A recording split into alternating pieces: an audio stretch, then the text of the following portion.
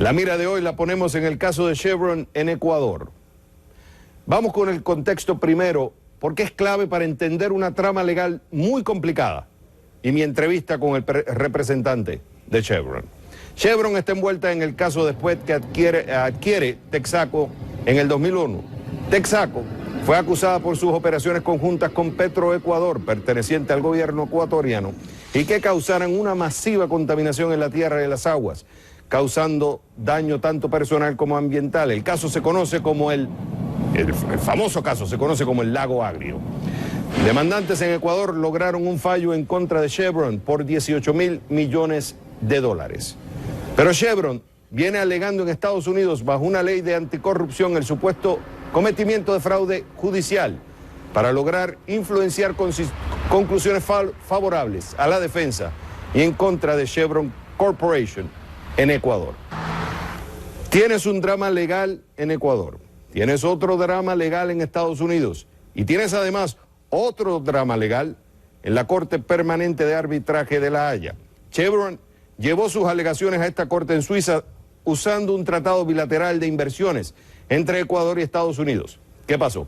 El pasado 17 de septiembre el tribunal de 3 jueces dio un fallo parcial a favor de Chevron, donde exime de responsabilidad en todas las reclamaciones colectivas por los daños ambientales. Pero, ¿puede cantar victoria Chevron? Así comencé mi discusión con el portavoz de Chevron, James Craig, el pasado 27 de septiembre. Ok, Craig, tienen la victoria en la corte, en el panel de arbitraje de La Haya. Lo que yo no entiendo todavía, basado y escuchando a los críticos, es por qué Chevron canta victoria cuando los críticos dicen, primero, no tiene soberanía sobre la jurisdicción en Ecuador, cuando ya las cortes ecuatorianas decidieron que ustedes tienen que pagar $18.000 millones en una decisión que incluso ya la Corte de Apelaciones decidió y todavía ustedes no han pagado. Segundo, que es una estrategia legal para hacer que al final el gobierno ecuatoriano, o sea, los contribuyentes, sean los que paguen el costo del daño que se ocasionó.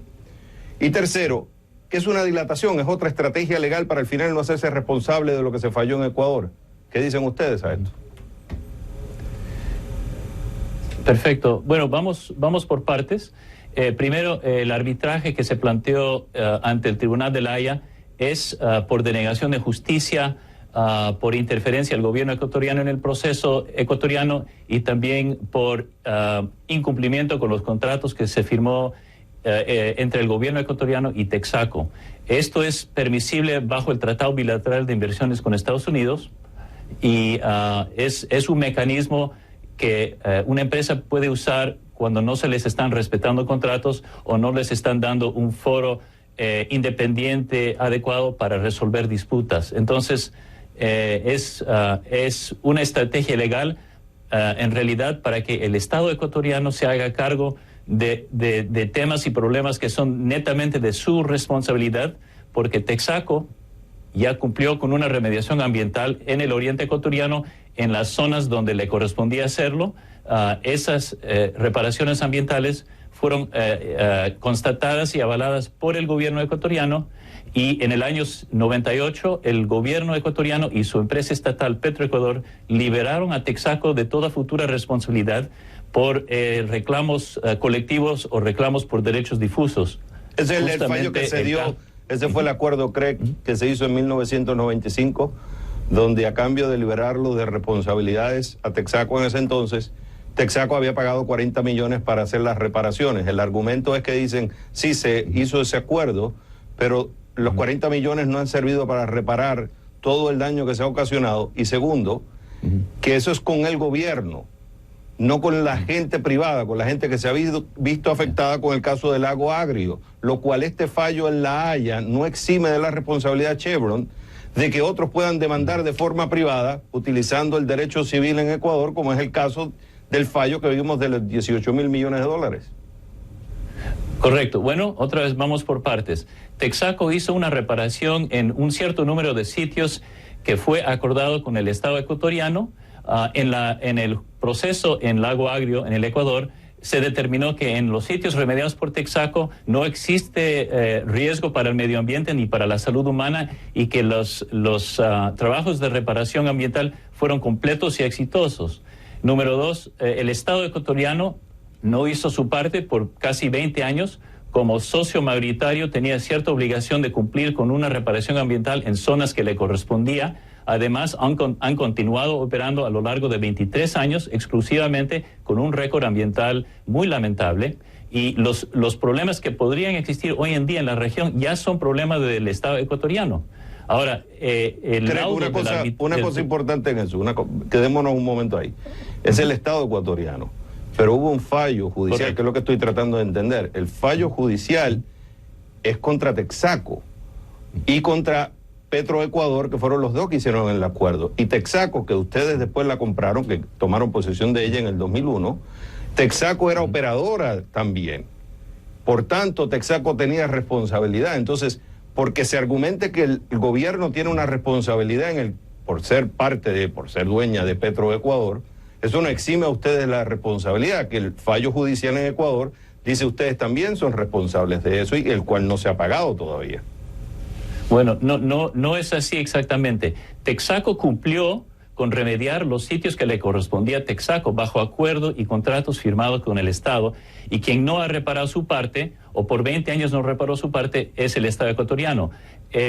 Texaco fue eximido por esos acuerdos, no solamente de cualquier reclamo que podía traer el Estado, sino por reclamos por derechos colectivos o difusos que podrían ser traídos por terceras personas, y es justamente el juicio contra Texaco fue por esos reclamos colectivos o derechos difusos, y por ende, si ya fue eximido Texaco y sus filiales por esos reclamos posibles de terceros, por derechos difusos y colectivos, obviamente Texaco ya no tiene ninguna razón para responder para esos reclamos. Pero explícame una cosa, en realidad, explícame algo, en lo que no entiendo dónde se eximió, porque no estamos hablando de la decisión del panel, porque fue una decisión parcial. En la decisión de la Corte de Apelaciones en Ecuador, ustedes tienen que pagar 18.000 millones de dólares, lo cual no han pagado todavía. Entonces lo que estoy tratando de entender, que Texaco al final son ustedes, porque ustedes compraron a Texaco, o sea, estamos hablando de Chevron. Entonces la pregunta es ¿por qué, si hubo un fallo de una corte, por qué ustedes no están pagando? ¿Cuál es la razón de ustedes que argumenta que decir, bueno, si la corte falló, nosotros no estamos de acuerdo con ese fallo? Porque uno se pregunta, bueno, si sucediera eso en Estados Unidos, es una corte que decide, ¿usted le va a decir a la corte que no le vamos a pagar? Bueno, señor, le explico entonces lo que ha sucedido. Primero, el caso en el Ecuador no ha terminado. Tenemos un recurso de casación, que es una apelación que está ante la Corte Nacional de Justicia. Entonces, no hay una sentencia en firme en el Ecuador. Okay. Número uno, estamos apelando por un lado. Por otro lado, hay un reclamo traído por terceros reclamando derechos colectivos o difusos que son explícitamente liberados por los acuerdos que Texaco firmó. Entonces, la verdad es que el reclamo o la demanda contra Chevron en el Ecuador nunca debería haberse traído desde el inicio, porque esos reclamos, como le digo, fueron eximidos por los acuerdos y Texaco ya fue liberado por esos temas. Usted dice que no debió haberse traído ese fallo en Ecuador, pero fueron ustedes mismos los que en el 2002 dijeron en una corte, argumentaron en una corte en Nueva York, que el caso se tenía que mover, la jurisdicción se tenía que mover a Ecuador, cuando originalmente la jurisdicción iba a ser en Nueva York. Hubo un fallo, ustedes dijeron no, que se mueva a Ecuador, o sea que son ustedes mismos. Es lo que estoy tratando de entender y encontrarle lógica a esto. Son ustedes mismos lo que le piden a las cortes de Nueva York que lo muevan a Ecuador, y ahora están diciendo que este juicio no se debió haber hecho en Ecuador. ¿Cómo entonces compaginamos estos dos argumentos que se encuentran aparentemente contradictorios? Perfecto, le explico. Primero, el caso de Nueva York no fue traído contra Chevron, fue traído contra Texaco, que argumentó que esto es un caso ecuatoriano. Entonces, la Corte dijo, entonces, que se vayan al Ecuador a decidir el caso. Perfecto. Chevron es demandada en el Ecuador, se va al Ecuador para defenderse, y en vez de encontrar un juicio limpio, encuentra un juicio fraudulento plagado de corrupción y de problemas legales. ¿Y eso lo han y sale probado? Una sentencia. ¿Eso lo han probado Sí. ustedes? ¿Ha habido fallos Nosotros sobre tenemos, eso? tenemos 8 jueces federales norteamericanos que han determinado que existe evidencia de fraude y actos ilícitos en el proceso ecuatoriano, y hemos traído un proceso en Nueva York por asociación ilícita para delinquir y extorsionar, fraude y conspiración contra los abogados principales de este esquema de extorsión, que son básicamente norteamericanos.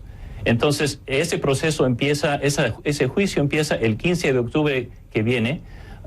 Y por otro lado, hemos demandado ante el Tribunal Arbitral, como usted sabe, y hemos estado hablando, el Tribunal Arbitral de La Haya, contra la República del Ecuador por denegación de justicia, justamente porque no se llevó un juicio limpio en el Ecuador.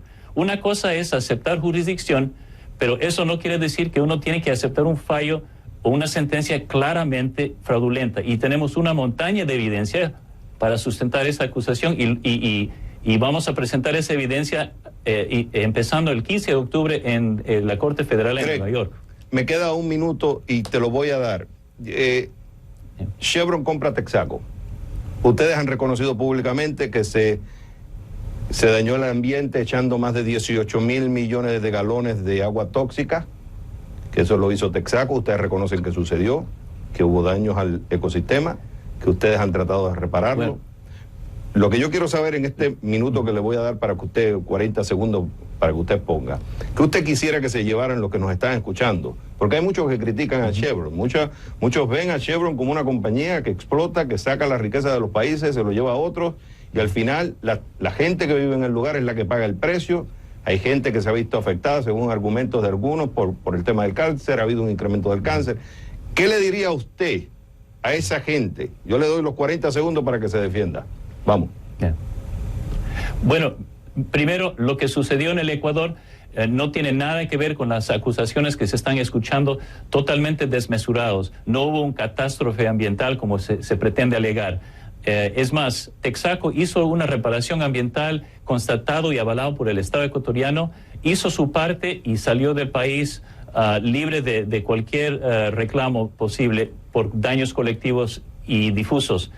Chevron se ha tratado de defender en el Ecuador frente a un juicio que ha resultado ser una farsa judicial y un fraude enorme. Tenemos una montaña de evidencias para afirmar eso. Los mismos técnicos de los demandantes nos han dado declaraciones de que los daños ambientales que han visto son de Petroecuador y no de Texaco, y mucho menos de Chevron, que nunca operó en el Ecuador. Entonces, las personas que realmente quieren enterarse de qué sucedió en este proceso están libres de hacerlo. La información está a la luz pública.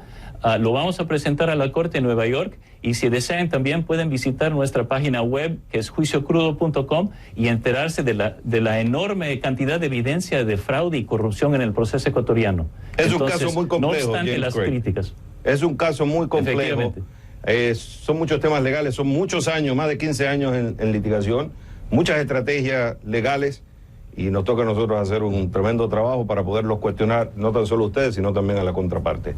James Craig, gracias por estar con nosotros. Gracias a usted.